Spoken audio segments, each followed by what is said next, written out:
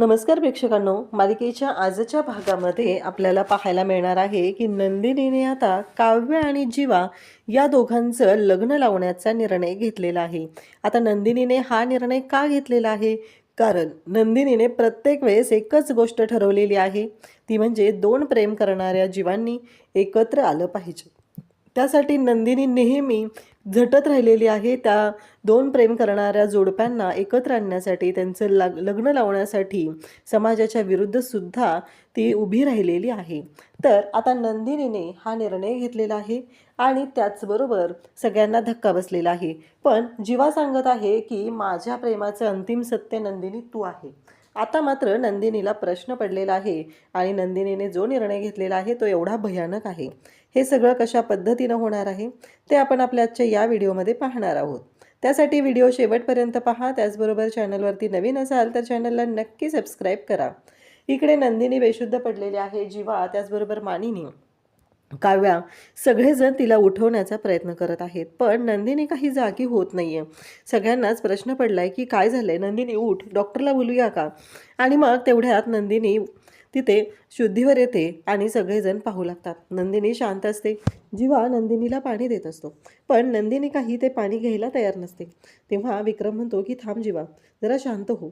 मग नंदिनी मानिनीला येऊन मिठी मारते. मानिनीला पकडून ती रडत असते. म्हणजे तिच्या डोळ्यातून पाणीही येत नसतं. तिला तो धक्काच इतका मोठा बसलाय, तो धक्काच तिला सहन होत नाहीये की हे सगळं काय झालंय आणि या सगळ्या गोष्टी अशा पद्धतीने कशा समोर आलेल्या आहेत, हा प्रश्न तिच्या पुढे उभा राहिलेला आहे.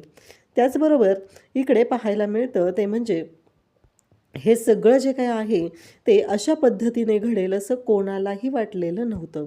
कारण या सगळ्या गोष्टी इतक्या विचित्र पद्धतीने सर्वांच्या समोर आलेल्या असतात, त्याचा धक्काच एवढा मोठा सर्वांना बसलेला असतो.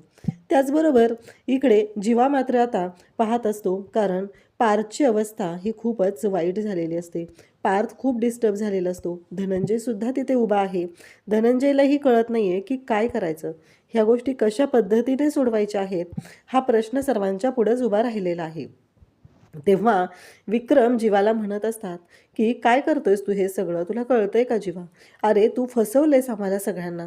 तेव्हा जीवा म्हणत असतो की बाबा मी काय फसवले सांगा ना, मी कसं सांगणार होतं तुम्हाला सर्वांना? तेव्हा विक्रम म्हणतो की मग नंदिनीला तरी तू सांगायला हवं होतं, तू नंदिनीलाही या गोष्टीबद्दल बोललेला नाहीये. मग कसं होणार आहे ते सांग ना. या सगळ्या गोष्टी तुम्हाला वाटतात तेवढ्या सोप्या नव्हत्या रे. कारण आत्ता हा धक्का आम्हालाच एवढा बसलेला आहे की नंदिनीला याबद्दल काय वाटलं असेल याचा विचार आम्ही करू शकत नाही. काव्य आता पार्थच्या समोर असते. पार्थ काव्याला म्हणत असतो तुम्ही एकदा तरी मला का सांगितलं नाहीये? तेव्हा आता काव्या उठून उभी राहते आणि काव्या बोलायला सुरुवात करते. काव्या म्हणते की देशमुख, मी किती वेळा तुम्हाला हे सत्य सांगण्याचा प्रयत्न केलेला होता, पण तुम्हाला माझ्या भूतकाळामध्ये इंटरेस्ट नव्हता. तेव्हा पार्थ इकडे म्हणू लागतो की असं काय करताय तुम्ही? तुम्हाला माहिती होतं ना तुमचा भूतकाळ जीवा आहे, कारण मला असं वाटायचं की तुमचा भूतकाळ हा तुम्हाला सोडून गेलेला आहे. तेव्हा काव्या म्हणते मी तुम्हाला खूप वेळा सांगण्याचा प्रयत्न केला आहे. तेव्हा पार्थ म्हणू लागतो की म्हणजे मी गुन्हेगार आहे, मी हे सगळं केलेलं आहे, मी तुमच्याबरोबर चुकीचा वागलेलो आहे, आता मला शिक्षा झाली पाहिजे, असं पार्थ बोलत असतो. आणि तेव्हा पार्थलाही आठवत असतं की हो, काव्याने खूप वेळा प्रयत्न केलेला होता, पण पार्थ म्हणत असतो की बरोबर आहे, शिक्षा तर झालीच पाहिजे, कारण माझ्या साखरपुडा एकाबरोबर झाला होता, मी लग्न दुसऱ्याबरोबर केलं, त्यामुळं त्याची शिक्षा तर मला झालीच पाहिजे, असं इकडे पार्थ बोलत असतो. कारण मी ज्या चुका केलेल्या आहेत त्याची शिक्षा होते. तेव्हा मानिनी इकडे विक्रमला सांगते की पार्थकडे जा, आणि मग विक्रम पार्थकडे येतो आणि पार्थला सांभाळू लागतो. पार्थला समजून घेत असतो की पार्थला काय होतंय, ह्या सगळ्यातून पार्थला बाहेर काढणं गरजेचं आहे. जेवढा धक्का नंदिनीला आहे तेवढाच धक्का पार्थला सुद्धा बसलेला आहे. तेव्हा पार्थ म्हणत असतो की म्हणजे तुम्ही वटपौर्णिमाची पूजा केली, वडाला फेऱ्या घातल्या, त्याही माझ्यासाठी, परंतु माझ्यावर तर तुमचं प्रेम नव्हतं. आता इकडे रम्या आणि वसुआत्या मात्र छान अशी मज्जा बघत असतात. त्यांना कळतच नाही आहे की आपण काय केलं पाहिजे, कशा पद्धतीने रिॲक्ट केलं पाहिजे, म्हणून त्या दोघींची ही सगळी नाटकं सुरू झालेली असतात. तेव्हा मात्र त्यांना मजा येत असते. जे काय घडतंय ते एवढं छान पद्धतीनं चालू आहे, त्या गोष्टीचा आनंद त्या दोघीजणी घेत असतात.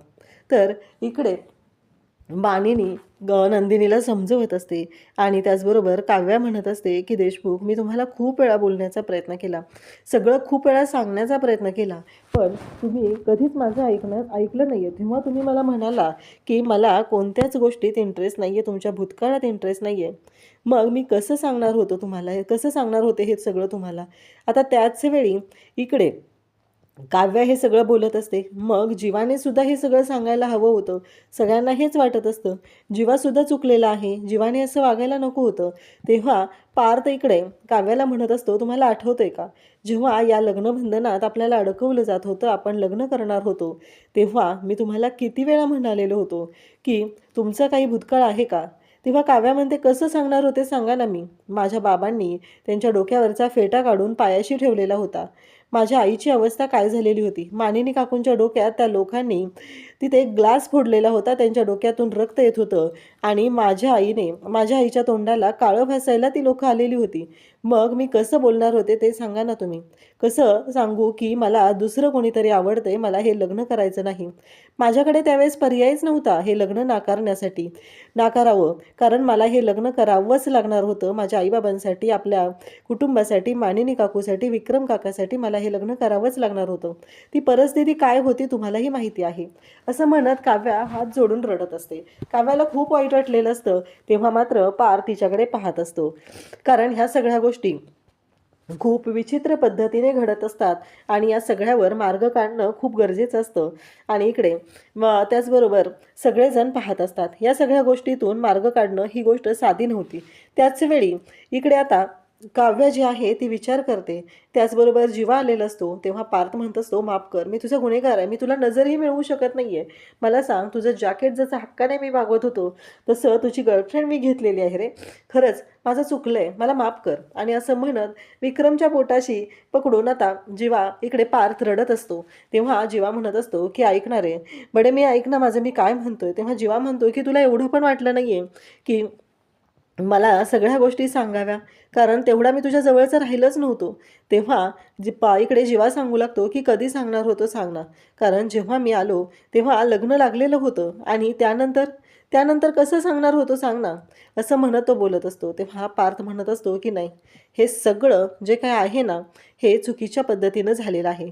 हा पण एक गोष्ट लक्षात ठेवा, कारण मला तुला सांगायची आहे. कारण एक गोष्ट लक्षात ठेव, त्या खूप इनोसेंट आहेत आणि त्या तुझ्याच आहेत. त्यांचं आम्ही कधीच, हे सगळं जे काय आहे आम्ही कधीच लिमिट क्रॉस केलेल्या नाही आहेत. आमची रूम, खरं तर किळस वाटतंय मला आमची रूम म्हणायचं, पण हां, त्या रूमकडे पाहूही वाटत नाही आहे मला. परंतु एक गोष्ट मी सांगतो या, तुझी तुझी काव्या तुझीच आहे.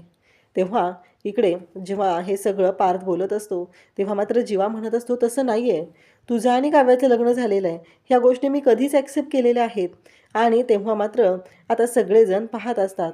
या सगळ्या गोष्टी ज्या घडत असतात त्या खरं तर वसवात्या आणि त्या रम्यामुळं घडत असतात, परंतु या सगळ्याचा त्रास मात्र या सगळ्यांना भोगावा लागत असतो. आणि या सगळ्यामधून इथे आता रम्या आणि वसवात त्याला खूप आनंद मिळत असतो. तेव्हा आता काव्या मानिनीकडे येते आणि म्हणत असते की मानिनी काकू, तुमच्या मैत्रिणीने तुम्हाला सांगितलं होतं, त्यांनी मला कॅफेमध्ये एका मुलासोबत पाहिलेलं आहे.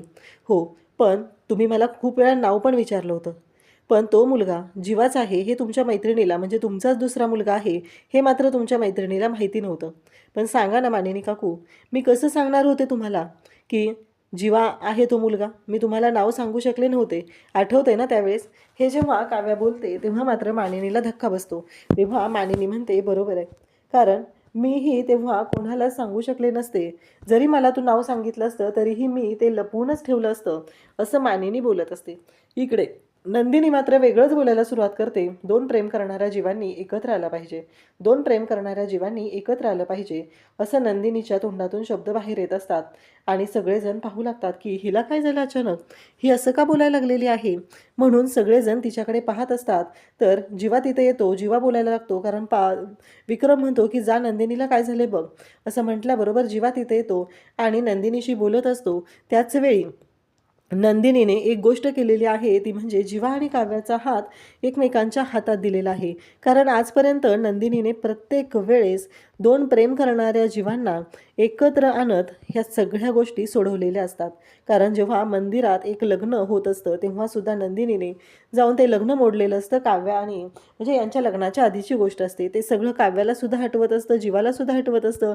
तेव्हा पार्थनेसुद्धा नंदिनीची मदत केलेली असते. इतकं सगळं झालेलं असतं आणि आता नंदिनीने जीवा आणि काव्याचा हात एकमेकांच्या हातात देण्याचा निर्णय घेतलेला असतो. तेव्हा काव्य आणि जीवाने तो हात झिडकारलेला आहे आणि सांगितलंय, काव्य म्हणते की नाही, काहीही झालं तरीही जीवा फक्त तुझेच आहेत. मी कसं सांगणार होते हे जेव्हा काव्य बोललेले असते की ताई, तुझ्या चेहऱ्यावरचा आनंद, या कुटुंबातील सगळ्या लोकांच्या चेहऱ्यावरचा आनंद मला हिरावून घ्यायचा नव्हता, म्हणून ही गोष्ट मी केलेली नाही, असं इकडे काव्या सांगत असते. त्याचबरोबर इकडे आपल्याला पाहायला मिळतं की जेव्हा या सगळ्या गोष्टी घडत असतात तेव्हा मात्र इकडे काव्याला सुद्धा आता प्रश्न पडलेला असतो. तर उद्याच्या भागात आपल्याला पाहायला मिळतं की नंदिनी आणि त्याचबरोबर पार्थ सगळ्यांना सांगतात की काही झालं तरीही टेन्शन घ्यायची गरज नाही, कारण ऑलरेडी आम्ही डिवोर्स फाईल केलेला आहे आणि डिवोर्स आम्ही फाईल केलेला आहे, त्यामुळं नक्कीच कुणालाच काहीच त्रास होणार नाही, तुम्ही दोघं एकत्र या, असा निर्णय आता सर्वांनी घेतलेला असतो. आणि त्याचबरोबर जेव्हा सर्वांनी हा निर्णय घेतलेला आहे आणि त्यासोबतच इकडे आपल्याला पाहायला मिळतं ते म्हणजेच की आता नंदिनी आणि पार्थ या दोघांनीही सांगितलेलं असतं, आम्हाला वेगळं होताना त्रास होणार नाही, या गोष्टीसुद्धा सांगितलेल्या आहेत. आणि आता मात्र प्रश्न उभा राहिलेला असतो की नक्की काय, काव्या आणि त्याचबरोबर जीवा. तर जीवा इकडे नंदिनीला सांगत असतो की माझं अंतिम सत्य तूच आहे, दुसरं कोणीच असू शकत नाही. हे जेव्हा बोललं जातं तेव्हा नंदिनी ती फोटो फ्रेम उचलते आणि खाली फोडते आणि म्हणते की आपल्या नात्याचं अंतिम सत्य हे आहे. आता मात्र धक्का बसलेला आहे आणि सगळेजण पाहतच राहतात. अशाच अपडेटसाठी चॅनलशी कनेक्ट राहा. थँक्यू.